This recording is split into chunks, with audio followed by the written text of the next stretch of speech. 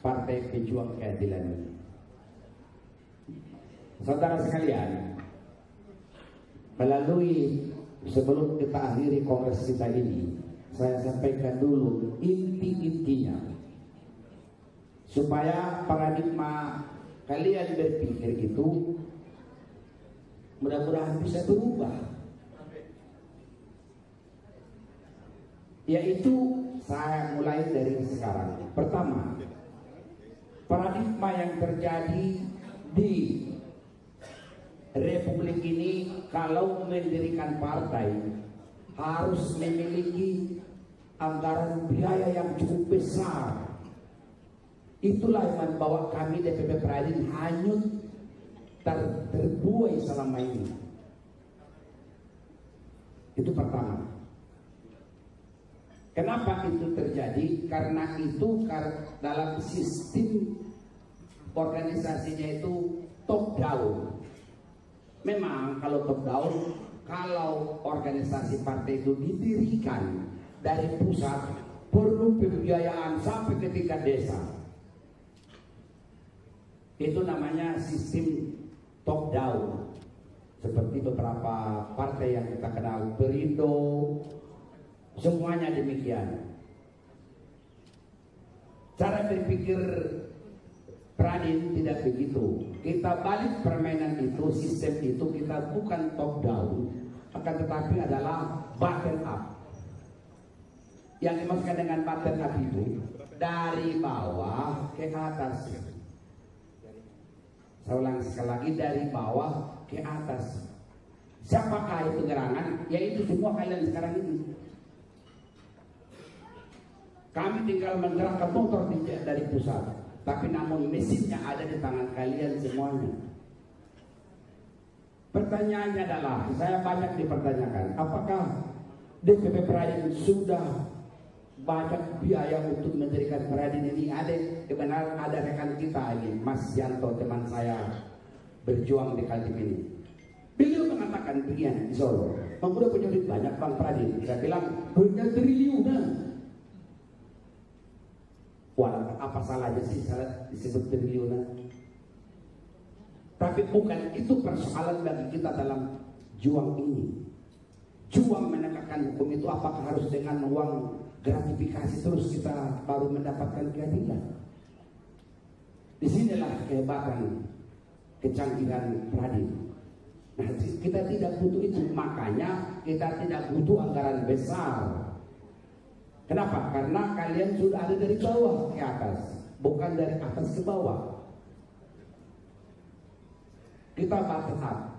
Jadi oleh karenanya, secara administratur nanti kita akan mintakan tanda tangan kalian atas meterai, pendiri-pendiri dari provinsi-provinsi itu semua. Tolong nanti jangan bertunggu tangga, tunggu dan segala macam. Begitu datang dari Jakarta kirim, tolong sekarang buat langsung kirim.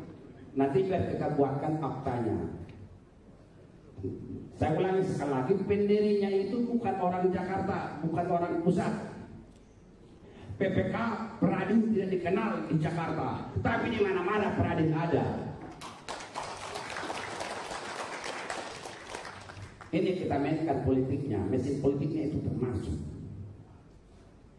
Kemudian bagaimana nanti mengoperasionalkan partai ini? Tadi sudah jelas diterangkan di sini sama Pak Masa Rupiah. Jangan hanya menyebut angka aja. Manfaatkan di sini pekerjaan kita sehari-hari. 10 tahun Puspaku Adin berjuang, berdharma di tengah-tengah rakyat, langsung berhubungan kontrak. Apakah ini mau kita sia-siakan 5 tahun ke depan? Itu satu draft. Draft kedua adalah mengenai kegiatan PPK. Mungkin tolong nanti jangan dulu sebutkan kalau kalian turun ke rakyat kita punya partai Pejuang Keadilan, jangan sebutkan aja pelopor Pejuang Keadilan. Pelopor Pejuang Keadilan menyelenggarakan pendidikan hukum yang bergelar CPLA yang dikatakan oleh Pak Masan tadi. Sertifikat paralegal legal age. Siapa nggak mau orang dapat pendidikan gratis dan dapat gelar bulan lagi dari pemerintah? Target kita 1 tahun seluruh desa di Indonesia sudah memperoleh pendidikan paralegal melalui pelopor pejuang keadilan PPK di bawah naungan partai.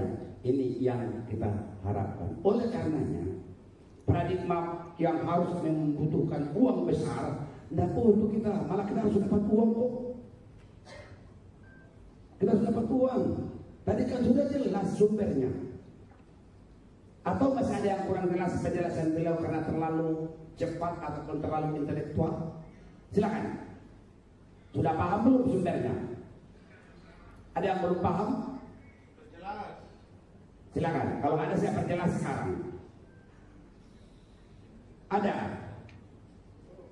Tadi rekan kita juga dari Martapura, Martapura ya. Bukan ya. Itu sudah jelas kok. Tapi kalau kamu berbicara dengan bupati, dengan camat, kepala desa, pakai peradin, ditarik pun tidak. Tapi kalau kalian berbicara partai pejuang keadilan, mereka akan berpikir kita menyelenggarakan pendidikan hukum. Mungkin mereka juga akan segan kepada kalian, akan dianggarkan untuk itu. Saya kira tadi semua apa yang kita bahas setengah hari sebelum sholat Jumat sudah cukup jelas semuanya. Itulah jawabannya. Implementasinya di partai pejuang keadilan ini. Kalau kamu bawa bendera Pos Madin, kamu bawa bendera Bandung Gradin, kamu bawa bendera Bandung Pawin, mungkin mereka berpikir 7 kali. Kecuali seperti Bunda Pradin militansi, dilawan sama dia di mana yang.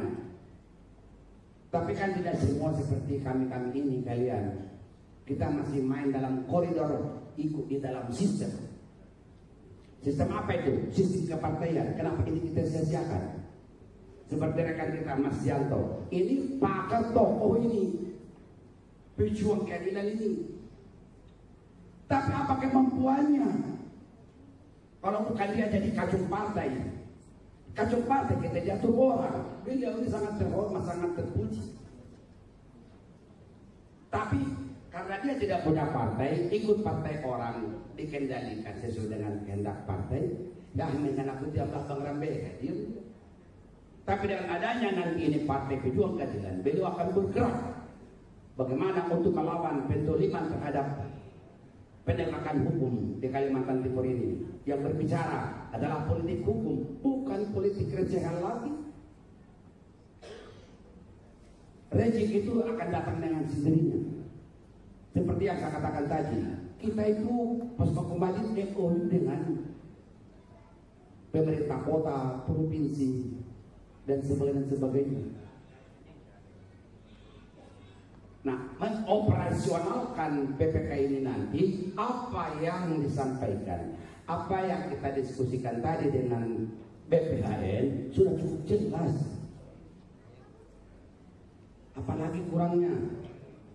Anda mau terpandang, Anda ingin mau maju, Anda ingin maju dan anggota dewan, bahkan Anda ingin jadi pejabat pemerintah. Nah, inilah roda kendaraan yang kalian naiki, berpulang kepada diri kita masing-masing. Dan partai ini sudah sangat ditunggu-tunggu, itu SBY. Nah, tadi yang kita deklarasikan itu yang punya siapa aja enggak? Rokon Rambeka yang punya tadi deklarasi. Siapa yang punya? Anda kan? Selesai itu jawabannya. Yang merasa dirinya advokat pas akan gabung. Beliau ini yang kotanya ratusan di sini nih. Sekali dia gaung di HP-nya ngeng, Kaltim merah semua dia bikin. Ini salah satu contoh.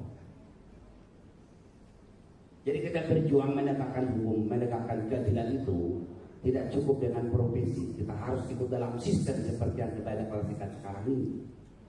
Saya ulang sekali lagi supaya kalian tidak salah menafsir. tidak salah menangkap.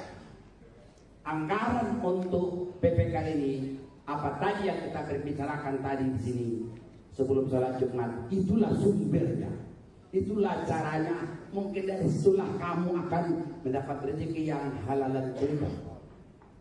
Bukan hanya halal aja, pakai thayyibah. Kenapa? Karena kalian anggota PPK di situ sudah bisa memberikan penayoman perlindungan kepada rakyat yang tertindas. Tidak usah jauh-jauh, di Kaltim ini aja banyak tertindas kok. Itu tambang-tambang gelap semua itu, atau tambang-tambang resmi itu. Apakah diberikan uang kerahiman kepada penggarap di atas lahannya? No. Ada sesuatu ini pejuang. Sejauh mana kekuatan dia teriak-teriak melindungi rakyat itu? Kalau sudah berhadapan dengan penguasa, diam barang itu. Tapi nanti kalau dengan adanya PPK ini yang didirikan oleh para advokat seluruh Indonesia, apakah kita deklarasikan, selesai barang itu, berhadapan dengan politik hukum jadinya. Jadi oleh karenanya saya dambakan, kita tutup kongres kita dengan sempurna dan baik, lancar, sudah tercapai apa yang kita agendakan. Sore hari ini sudah tepat pukul 15. Sudah cukup jelas semuanya yang kita lakukan. Maka oleh karenanya kami buka satu sesi 2-3 orang yang untuk menyampaikan aspirasinya, biar kami dari podium ini sebelum menutup kongres kami coba menyerap. Silakan. Ada? Ya, silakan. Berdiri langsung. Ada yang mau menyampaikan, mungkin ada lagi yang mau disampaikan, pesan-pesan, kesan dan sebagainya. Silakan. Aduh, makan waktu. Kasih tukang mic. Mic ini ada mic nih. Tutup mic. Ya.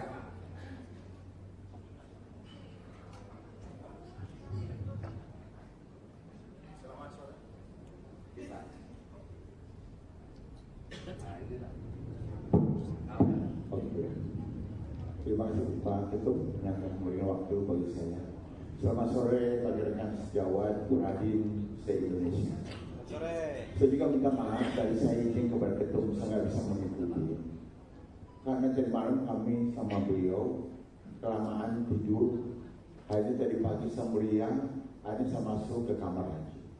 Setelah saya segar minum Panadol 1, hari tak ada di sini. Yang perlu saya utarakan kepada rekan seluruhnya, saya sangat memberi apresiasi akan ada partai politik berani. Kenapa saya bisa katakan? Saya sudah merasakan kalau kita bukan di dalam sistem, no, apapun, bisa mantan polisi, mantan penyidik 32 tahun, semuanya itu sekarang itu udah lanjut. Oleh karena itu kepada saudaraku, mari kita dukung, kita berikan hati kita dan saksikan. Apalagi ada paralel yang ada di kampung-kampung, itu menjadi tempat kita untuk bisa masuk kepada tanpa ini. Dan saya sudah lakukan itu. Sudah ada satu partai politik mengatakan Pak Tinjak bagus. Harapan saya kepada kita, mari kita sekali berani tetap berani, sekali berani tetap jaya. Amin. Harapan saya kepada kita seluruhnya, mari kita berikan apresiasi kepada ketum yang telah memberikan yang terbaik bagi kita dan ke depan kita berbeda. Dan itu harapan saya.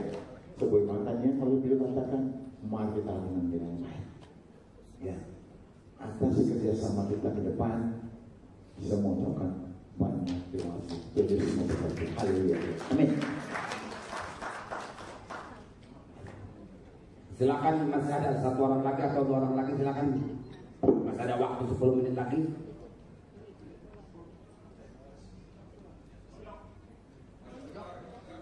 Silakan.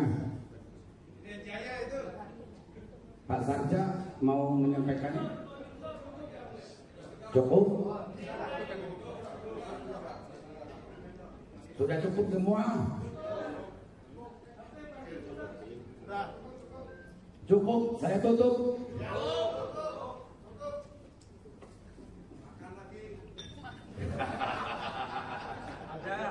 Inilah seninya advokat perajin itu.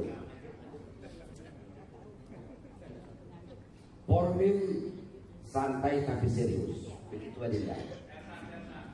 Adinda Miss. Kalau di KAI 2 bulan yang lalu terlalu formil. Apa yang diformilin sih sama-sama advokat kok Adinda, mohon maaf. Tapi kami di perajin ini sini kami. Semua aspirasi kita tampung dan menjadi satu kesatuan, satu pendapat, satu gerak langkah ke depan.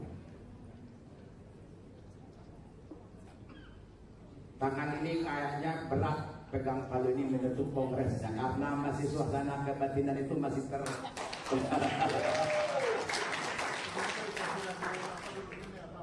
Baiklah kalau begitu ada permintaan dan juga saya minta yang kita bosan dan sedih mendengarkan dari tanah Papua, kami persilakan dapat kiranya menyumbangkan lagunya. Silakan dari Papua. Sebelum kita akhiri sampai sini, silakan.